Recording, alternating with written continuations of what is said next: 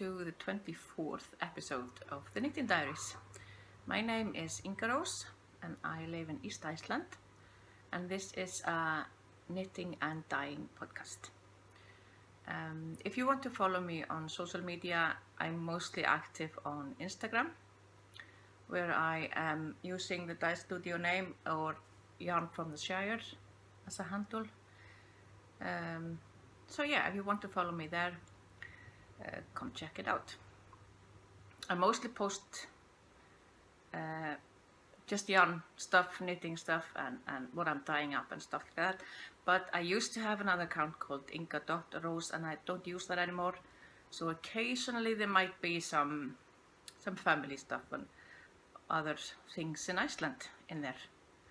I said to you last time that I would, which is 3 weeks ago, guys. I'm sorry, I missed last week, but yeah, I've just been busy with it was Hjörtur's fifth birthday, and there was just a lot of planning and going around taking care of that, so he would be happy on his birthday.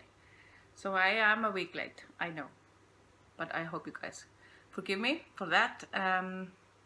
Last time I talked to you, I said I would talk a little bit about my dyeing business, which I started, I think it's been almost 3 years ago, where I started just very small. I opened an Etsy store, and things have kind of just progressed from there. Now I have my own site, which is frauhéraði.com, and I will put a link down below because you probably don't know how that is spelled. I started dyeing yarn because there wasn't really a lot of choices in Iceland at that time. I live in a small town in East Iceland, and there is only one local yarn store, if you can even call it that. It's all mixed together, yarn and sporting equipment. It's a dry cleaning service and an office supply store. So it's really, yeah, it's a bigger, it's not just yarn, but it is a really good store. I can't complain. I really can't complain. It's a lovely store, but they only have, I think they do have hedgehog fibers and some Madeline Toss, I think. They are in collaboration with a bigger store in Hafnarfjörður, and they send them sometimes this type of yarns, but it's mostly just Lopi and the Icelandic yarns, of course, which are great. They do have their value. Icelandic Lopi is one of a kind, and it's amazing in all those Lopa peysur and all things like that, but not everyone can wear Lopi because it is a very rugged yarn, and yeah, it's very scratchy, and it's just not for everyone. So I wanted to try out, and especially after I was introduced to Ravelry, some new types of yarn, and yeah, so there wasn't a lot of availability in my town, and I don't go to Reykjavik that often because it's really expensive to fly there, and it takes me about 8.5 hours to drive there, so I don't go there a lot. And what is a girl to do when she needs yarn and she doesn't have it available in her town? She makes it herself. So I started trying just using food colors and dyeing Lopi, just to get the feel of it and to see if this was something that I wanted to do. And it was a lot of fun, even just with those basic supplies. And I ordered my yarn in from the UK, and the dyes are from Dharma, and they come in from the US, so I have to import everything, but that's okay. It takes just a couple of days. Yeah, the yarn I can order on a Monday and it's here by Thursday or maybe Friday, so that's fine. When I started dyeing, I think there were 3 of us that started around the same time, but now there are a lot of Icelandic dyers, and most of them are in Reykjavik or around the capital region. So yeah, and I started dyeing just in very small batches, and I still do, because I am still dyeing in my kitchen 3 years later. Yeah, I am in the process of making a dye studio in the garage, which I hopefully will be going there very, very soon, because I am very sick of dyeing yarn in my kitchen. My kitchen is never clean. Yeah, it's not an optimum situation. I'm sorry guys if I start to ramble and think a little bit, because usually when I record these episodes, I have scripted out the whole show, what I'm going to say and everything, because obviously English is not my first language. And yeah, the sun just went down. Yeah, English is not my first language, so it really helps me to just write everything down. I may not use it word by word, but it really helps me to get me started. And did not do that this time. I'm just winging it, you guys. So if I start to stumble or stutter or anything like that, just bear with me. I will get there. My inspiration for color and colorways and names and stuff like that. When I started, I was using nature, Icelandic nature and stuff like that, which I suppose most people do at some point at least. So I was using, I have a colorway called the Northern Lights, I have a colorway called Ice Cave and Volcano, and I have this one. It's a gorgeous green tonals with some brown speckles in it. And this one is called Hallormsstaðaskógur. Yeah, try saying that. Yeah, Hallormsstaðaskógur, which is the big forest. It takes me about 20 minutes maybe to drive there. And it's a beautiful place. Yeah, so this is named after that. And I use my family as an inspiration as well. This one, for instance, was dyed up for my birthday, I think last year. And it's just called that, afmæli or birthday. And these are my favorite colors at the time, at least. My favorite colors change very fast sometimes. But at that time, it was this gorgeous teal and yellow and purple, and with his black speckles on a kind of a grey-white base. I do dye on mostly just 2 bases.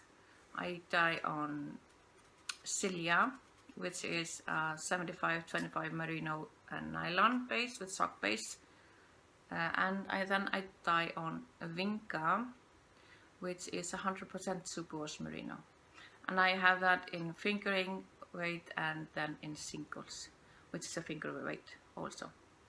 I have dyed on both Sport and DK, but not at the moment, at least. Another colorway I used that is referencing my family is this one. It's this just gorgeous brown with orange and yellow and greens splotches around the skein. And this one is called Johanna. And I think I showed you a cowl on the last episode that I made from this colorway. This is just a gorgeous, very earthy tones. And then this one is one of my favorites. I'm taking the bands off. This was in this one is called My Better Half, and it's dyed for my husband's birthday because his favorite colors are yellow and black, and these are just lightly speckled. And this makes a gorgeous anything, shawl or sweater or anything you can think of. This one is one of the first colorways that I did, and probably is my most popular one. This is called Bluebird, and it is some kind of similar to Hallandsstaðaskógur, which is just these gorgeous tonal blues with a black speckles in it. And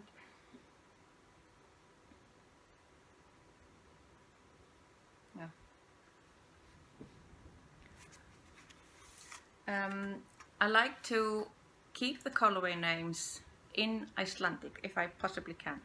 Sometimes some words or phrases just sound better in English.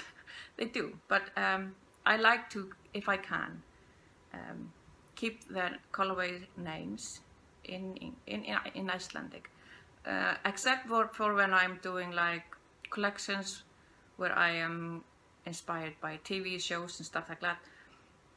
You can't really translate stuff like that into English or into Icelandic for everyone to understand what I'm trying to reference. So in those cases the colorway names are in English, but in Icelandic we have a word for almost anything, and sometimes many words for the same thing, and I like that. This one, which is just this grey with a very lightly tonal blue, you can see it in there. This one is called Skammdegi, and Skammdegi is the time of year when it is dark almost all day. For example, I love this time of year. It starts to get light or really lighter in around mid-February. Well, yeah, and then we get a normal time of daylight, because in Iceland during the winter it is dark, and we get, especially this winter, because there wasn't really much snow in like November or December, because the snow always brightens things up a little bit, but there wasn't that much snow this winter, and then it was just pitch dark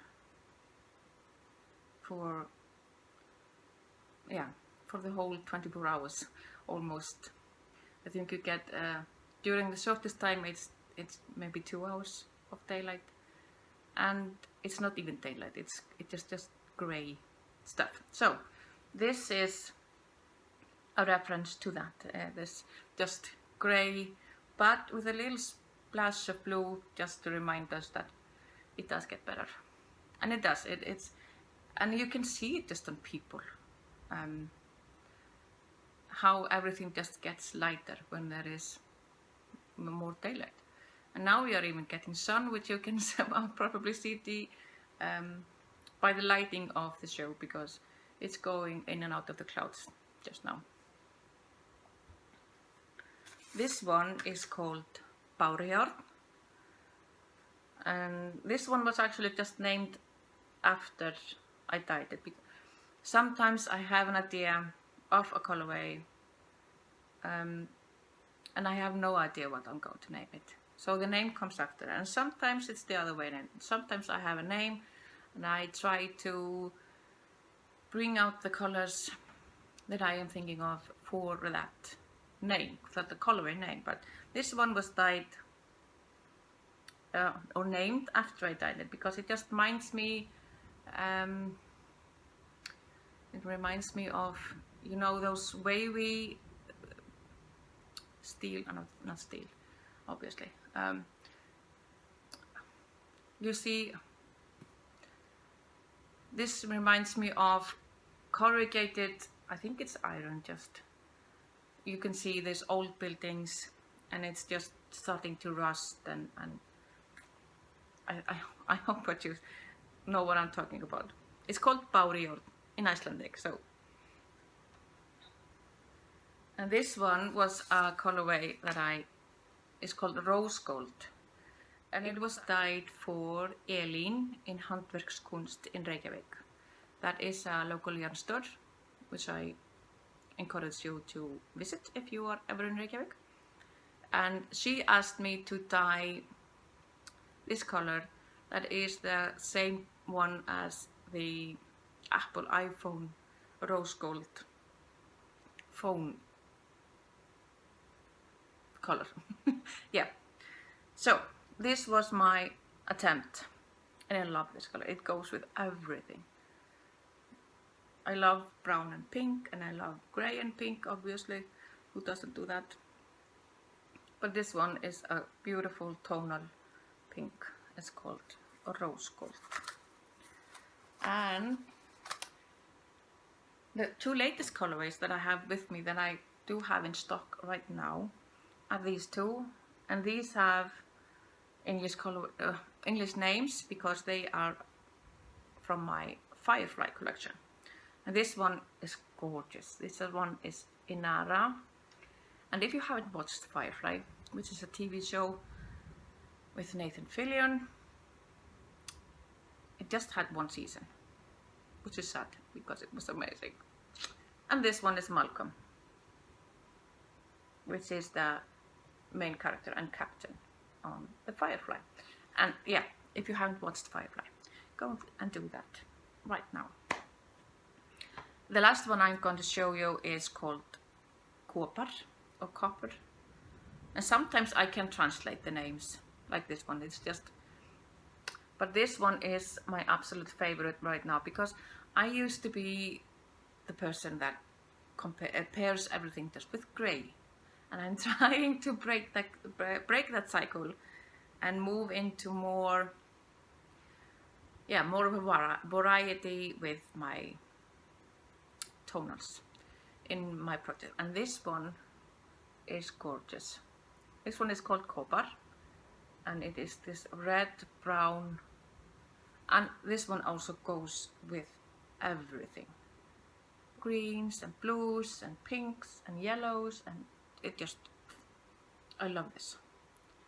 And because I did finish my niece's socks and I have them here with me, but I've already sent out the little heimfara set that I was making, or going home set for my friend, and I haven't, I don't know if she watches this, but I will post a picture here and just hope. Christine, if you're watching this, look away for a tiny moment, because I am going to show you the set that I made her, and it was gorgeous. And it was from this colorway. A little sweater and a little hat with a pom-pom, fake fur pom-pom. It was fake. It looks so cute.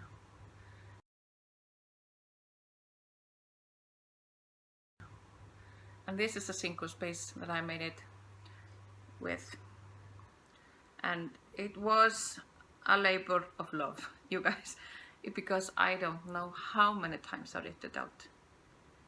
I started buying yarn, buying the yarn that was referenced in the pattern, and it was a beautiful pattern, and it's well written and everything, but I just I feel like when you are knitting a baby garment, that it has to be something soft and, how do you say it, pliant? It feels nice to the skin, and the yarn that was given up in the pattern was a DK weight yarn. Nothing wrong with it, but I just didn't feel like knitting a baby garment with it, so I had to adjust the pattern a lot by 4 stitches and stuff like that. But I just kind of winged it, but I don't know how many times I ripped it out and started over. It was, yeah, it was a labor of love, but I got it finished and I sent it out, and I just hope she loves it, and I'm sure she does. And these are the socks that I was making for my niece. I already showed you this last time, and you can see, which often happens when you are dyeing, that the other one sock is a little bit darker than the other, but that's just life when you're making things with indie dyed yarn. You can see it better here,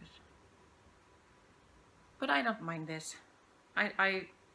It is really hard to try and get an even color, especially with speckles, even color on the whole skein. So I don't mind this at all, and the socks turned out beautiful, and I still haven't gotten them to her. Her birthday was in February, guys. Can you believe March is only almost over? Time is flying by, I'll tell you.